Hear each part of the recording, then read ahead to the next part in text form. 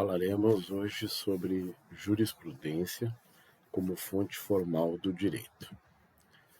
Começamos pela origem etimológica, pela etimologia da palavra jurisprudência. Juris quer dizer que vem referente ao direito, né? A legislação, a lei, e prudência é com o sentido da palavra normal, né? No sentido de que a coisa deve ser feita, né? A ação deve ser feita sempre com sensatez, com ponderação, né? E é essa a ideia de que uma coisa é tu aplicar a legislação nua e crua, simples, né? Dura lex sed lex. E aí quando tu aplica ela ao caso concreto, tu aplica ela de forma prudente. Então, daí a origem, né, da expressão jurisprudência, que é o direito aplicado ao caso concreto com sensatez, né, com ponderação. Esse é o sentido da origem da palavra, que é totalmente pertinente ao sentido que a palavra tem realmente para os juristas, para aqueles que trabalham com o direito. O conceito que o Paulo Nader nos traz no livro dele tem dois sentidos, assim como a lei tem vários sentidos, né? Lei em sentido amplíssimo, amplo, estrito, a jurisprudência também apresenta dois sentidos. E a diferença entre as duas definições, que estão aí nessa tabela do slide, só diz respeito à palavra uniformes, certo? Então, o resto tudo é praticamente igual, certo? Com expressões diferentes, mas tudo no mesmo sentido. Então, coletânea de decisões é o mesmo que conjunto de decisões, proferidas e prolatadas da mesma forma, por juízes ou tribunais, que são os órgãos do poder judiciário, e sobre determinada matéria jurídica e sobre determinada questão jurídica. Então, pode-se observar que são sinônimos, né? São sentidos praticamente iguais, a não ser pelo aspecto da uniformidade, que é específico do sentido estrito. E aí, esse sentido estrito, então, diz respeito àquelas decisões que são múltiplas, né? Que são várias decisões, então não comporta, dentro do conceito de sentido estrito, decisões isoladas, né? Então tem que ser várias decisões, e elas todas no mesmo sentido.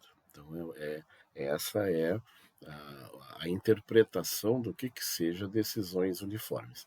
Em sentido amplo, qualquer decisão judicial é um precedente e também faz parte, passa a integrar a jurisprudência.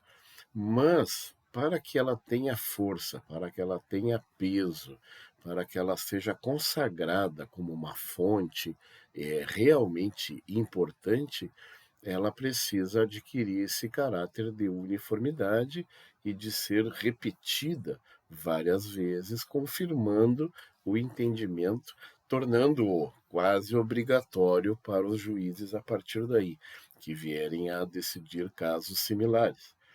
O que eu gosto de destacar apenas, para não deixar assim o sentido amplo, como se fosse o patinho feio, né, da jurisprudência, é que toda decisão, para ser decisão uniforme, toda jurisprudência, para estar em sentido estrito, em algum momento, lá no início, ela foi uma decisão isolada, ela foi uma decisão única, né, sozinha lá, não. Então, é um processo, né, de elaboração. A jurisprudência, em sentido estrito, no passado, pertenceu à categoria de jurisprudência em sentido amplo, para dizer, então, que não é de todo desprezível aquelas decisões judiciais que são únicas, que são primeiras, pioneiras, né?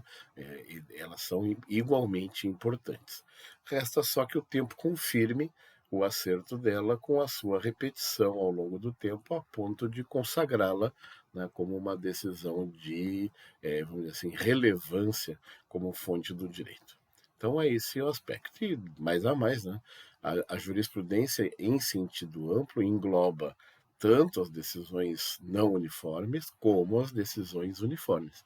As duas estão incluídas no sentido amplo. Ali, em sentido estrito, é que só admite como jurisprudência aquelas que já foram consagradas e que foram repetidas à exaustão. Outro aspecto que eu gosto de me referir é quanto à terceira linha, né, quando diz ali por juízes ou tribunais. Aí tem os 3 asteriscos aqui que nos levam, né, a, a, a observação abaixo, que a consulta pública, até onde eu sei, ela não disponibiliza decisões de juízes de primeira instância. Então, ela só considera como jurisprudência, mesmo a título de consulta hoje, pelas páginas da internet, aquelas que são decisões exaradas, né, pelos tribunais. Então, por juiz de primeira instância, realmente, ainda que também possa ser considerado como um precedente, ela não tem essa possibilidade, né? Pelo menos a consulta não é tão fácil e não consta nos sites confiáveis de consulta à jurisprudência. Tá bem? Então só para fazer o outro fechamento, né? A questão lá daqueles dois asteriscos, né? Que ali existem decisões que são uniformes e existem decisões que são divergentes, certo? As decisões uniformes estariam dentro do sentido estrito. As divergentes nós vamos comentar mais adiante, porque as divergentes têm, vamos dizer assim, formatações ou formulações que evitam, né, ou tentam evitar a construção de uma jurisprudência divergente. Mas tem assuntos que são tão polêmicos que são bem divididos mesmo na jurisprudência em sentido estrito, tá certo? E a questão também, né, que é importante destacar, e por último, né, do primeiro asterisco, da coletânea, né, ou do conjunto, tanto faz coletânea ou conjunto, é que a palavra jurisprudência é no sentido coletivo. Então a gente nunca deve fazer referência no sentido de achei uma jurisprudência. Não, ninguém acha uma jurisprudência. A gente acha um precedente judicial, certo? Por isso a observação ali. Como é um coletivo, a palavra jurisprudência implica na pesquisa ou vamos dizer assim, no banco de muitas decisões, certo? Então, quando tu não acha uma jurisprudência. É como se tu fosse dizer assim, o coletivo de livro é biblioteca, né? Então, é como dizer assim, achei uma biblioteca. Ninguém diz que achou uma biblioteca. Tu diz que achou um livro na biblioteca, exatamente por aí. Então, fazendo esse paralelo, é como se tu fizesse referência. Achei uma decisão judicial, achei um precedente que me interessa dentro da jurisprudência, certo? Então, não tratem a jurisprudência como sendo algo individual, porque jurisprudência, por definição, é um coletivo, como está aqui, coletânea ou conjunto, certo?